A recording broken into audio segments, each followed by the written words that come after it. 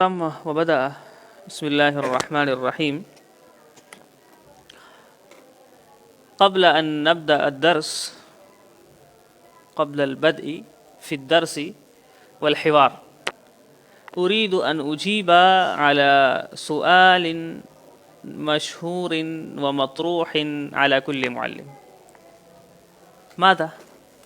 يسأل الطالب إذا أمرته بالقراءة فيقول: أحب أن أقرأ، لكن مشكلتي أنني أنسى ما أقرأ، فلماذا أقرأ؟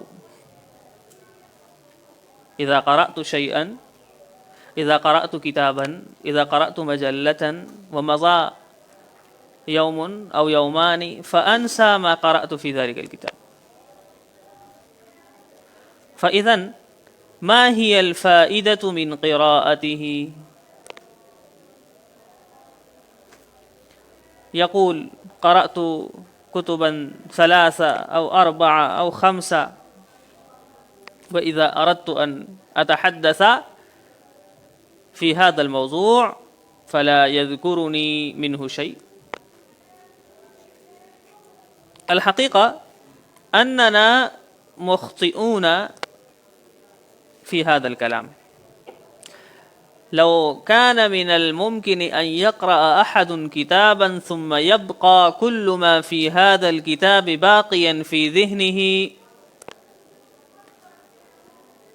لكان اليوم هؤلاء الطلاب كلهم حواسيب وما كانوا طلابا، لأن كل واحد قرأ 5 كتب، 3 كتب، 10 كتب، 100 كتب، ف100 كتب أمر عظيم. فلو أن هذه الكتب كانت محفوظة في ذهنه كاملة بنصها وفصها ولفظها ومعناها ومغزاها وفحواها، لكان كل طالب من طلابنا مكتبة متجولة، جوالة تتجول وتدور.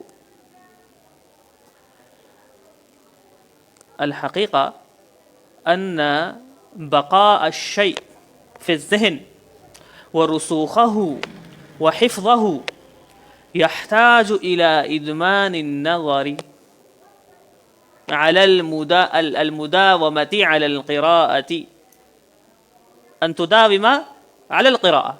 والمداومة على قسمين: إذا أردت أن تحفظ أهم مسائل النحو على سبيل المثال فأمامك طريقان، وذلك حسب الطبائع المختلفة التي فطر الله الناس عليها.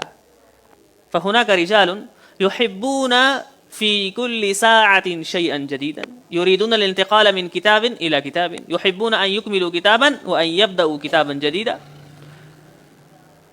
وإلى جانب آخر هناك رجال وقراء يحبون العكوف على كتاب واحد، فهم يقفون عند كل كلمة ولفظة وجملة يتدبرون في معناها ويتأملون في فحواها ويحفظون منه ما يروق لهم.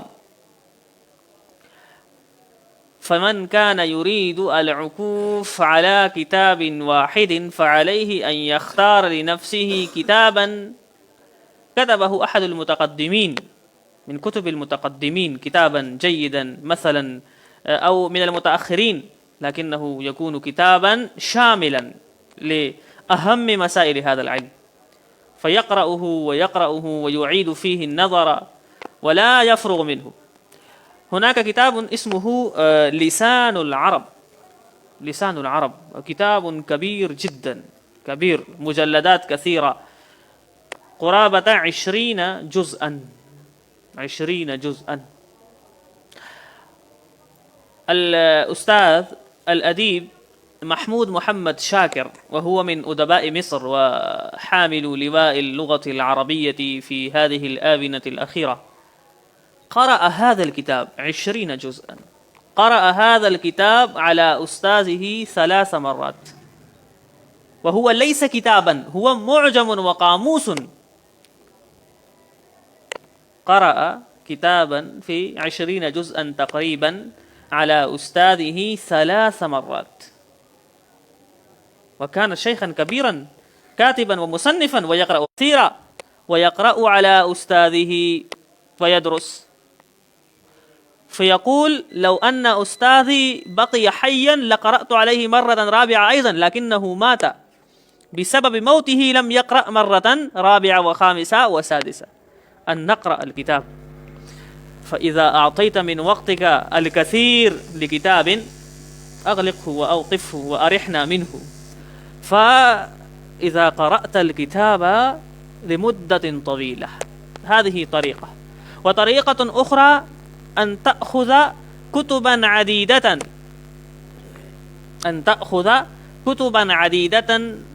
عن فن أو علم، تقرأ هذا الكتاب ثم ذلك ثم ذلك. الأساليب مختلفة، لكن المبحث واحد، لكن الموضوع واحد. فقرأت الكتاب الأول وحفظت ثلث القواعد، ثم تقرأ كتابا ثانيا فتحفظ ثلثي القواعد، في الكتاب الثالث تحفظ القواعد بكاملها، بهذه الطريقة. وليس يعني هذا أنك تقرأ كتابين أو ثلاث ثم تحفظ المسائل ثم تترك، تقول الآن أنا أصبحت حافظ النحو والصرف. لا لا، العلم هو إدمان النظر.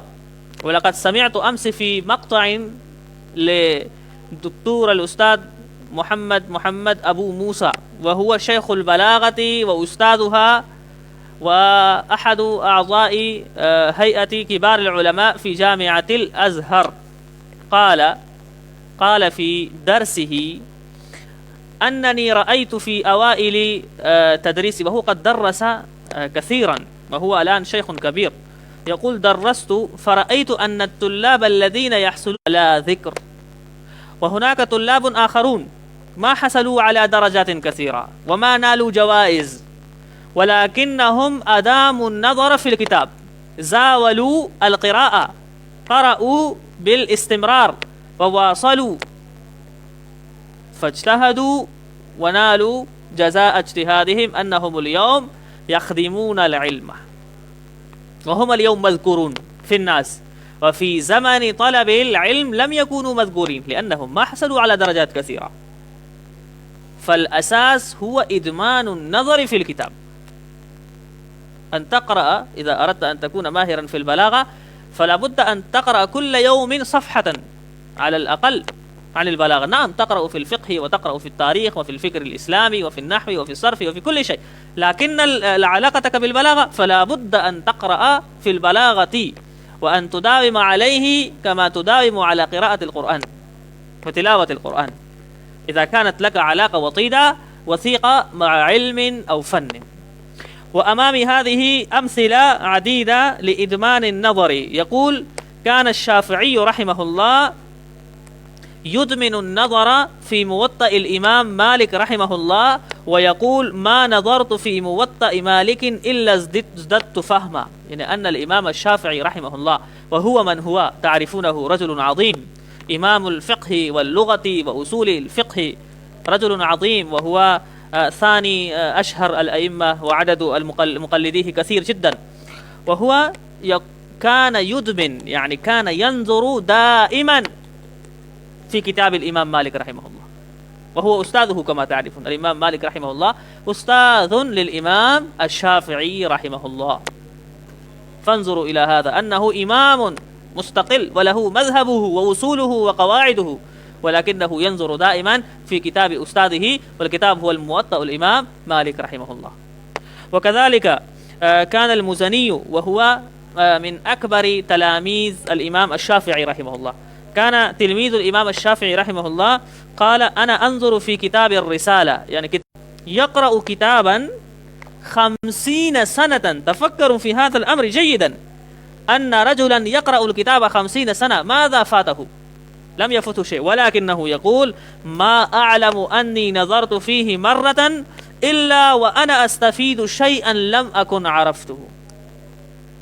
قرأ هذا الكتاب 50 سنة، يقول في كل مرة أنا أستفيد شيئا جديدا. قرأت مرة ثم مرة أخرى ثانية ثالثة إلى 50 سنة. يقول أنا أنظر في كتاب الرسالة للإمام الشافعي رحمه الله، وكلما نظرت فيه وقرأت ازددت فهما وعرفت شيئا جديدا. هذا هو إدمان النظر. ونحن اليوم نريد أن ننظر إلى غلاف الكتاب وأن يأتي الكتاب كله بمعناه وفحواه في ذهني بدون أن أنظر فيه. هذا لا يمكن. ترجو النجاة ولم تسلك مسالكها. كيف هذا الشعر في معلم الإنشاء؟ إن السفينة لا تجري على اليبس. نجاة غواړي سمندر ته نه کشته خو په وچه باندې نه چلیږي. تريد أن تكون عالما كبيرا ماهرا فهما ذكيا ولا تقرأ الكتاب.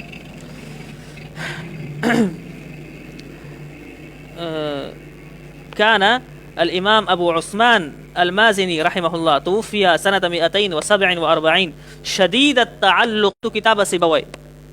وجدت فيه شيئا عجيبا يعني جديدا على الرغم من شديد تعلقه. فإذا أردتم التمهر والمهارة والبراعة في أي فن من الفنون في أي علم من العلوم، ونحن الآن جالسون في دورة اللغة العربية، فإذا أردتم المهارة في اللغة العربية لابد أن تلازموا أديبا. هذا شيء مهم جدا.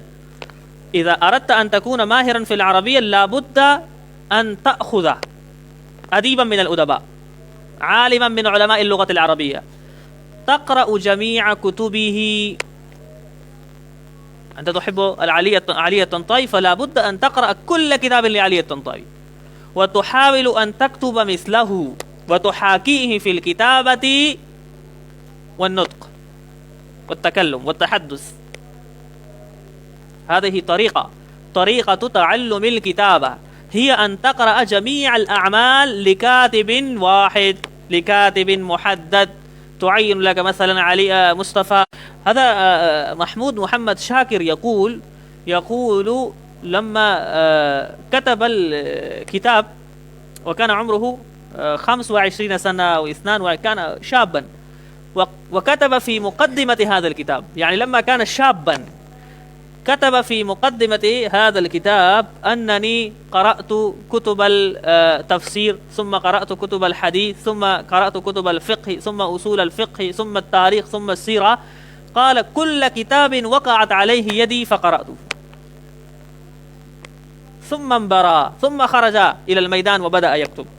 ونحن اليوم نقرأ كتابا أو كتابين ومثلنا كمثل أعرابي صلى ركعتين فجلس ولا يقوم من المصلى. كان هناك أعرابي، الأعرابي تعرفون الأعرابي؟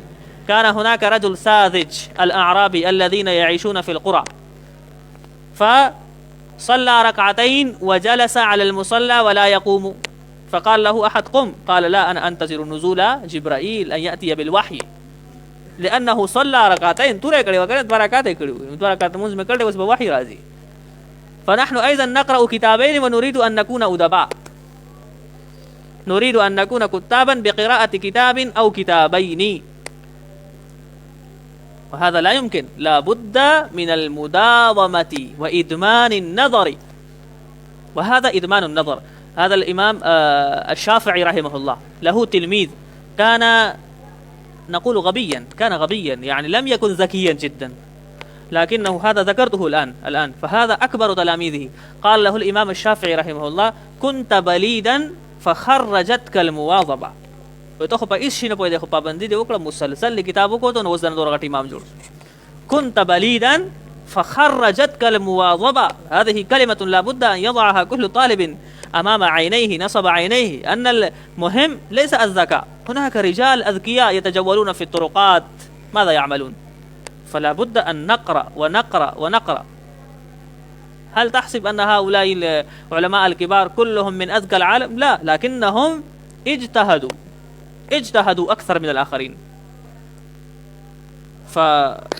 فاقرأوا الكتاب واقرأوا الكتب. الأيام ستنطقون بالعربية أجود كمثل العرب، وستكتبون الكتابة والمقالات والأطروحات، ولكن هذا لا يمكن هذا في يوم أو يومين. سألني طالب أمس في الجوال قال أريد أن أتخصص في العربية. قلت له هل تريد أن تتعلم يعني أن ينطلق لسانك بالعربية، أم تريد أن تكتب جيدا، تريد أن تتعلم الكتابة؟ فقال لي لا، أنا أريد أن ينطلق لساني بالعربية وأن أكتب جيدا وأن أكون مترجما وأن أتعلم الحاسوب أيضا في سنة واحدة. كيف هذا؟ هل هذا ممكن؟ إما أن تتعلم الكتابة، إما أن تتعلم الحاسوب. في كم وقت؟ في 9 أشهر. هذا لا يمكن. نحن لا نعطي الوقت ونريد أن نحصل على نتائج باهرة وأن ننجح نجاحا عظيما. كل نجاح هناك قال أبو عطاء الإسكندري أو ربما هذا اسمه، يقول: من لم تكن بداية محرقة، من لم تكن له بداية محرقة لم تكن له نهاية مشرقة. من لم تكن له بداية محرقة لن تكون له، مثل هذا نسيته، لم تكن له نهاية مشرقة. يعني جي مهم. وهناك عالم آخر يقول: لا يستطاع العلم براحة الجسد. الجسم راحت غالنا بس بهذا علم تم مسات.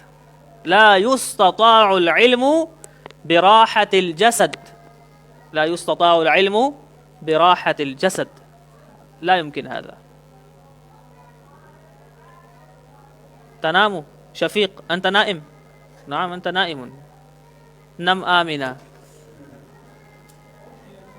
اليوم نقرأ الآن، اليوم عندنا جمل مستعملة ولكن الوقت انتهى.